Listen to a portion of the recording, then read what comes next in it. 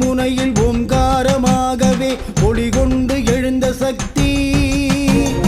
உருவாகி உயிருக்குள் உயிராகி நின்றுமே உலகினில் ஜனித்த சக்தி உறுதுணைக்காகவே அரண் அயன் மாலையும் உட்பவித்த சக்தி நீயே அயன் மாலை நீக்கியே ஆதிசிவன் தன்னையே அன்புடன் மணந்த சக்தி ஆதியாய் அகில பரஞ்சோதியாய் உலகில் ஜோதியாய் நின்ற சக்தி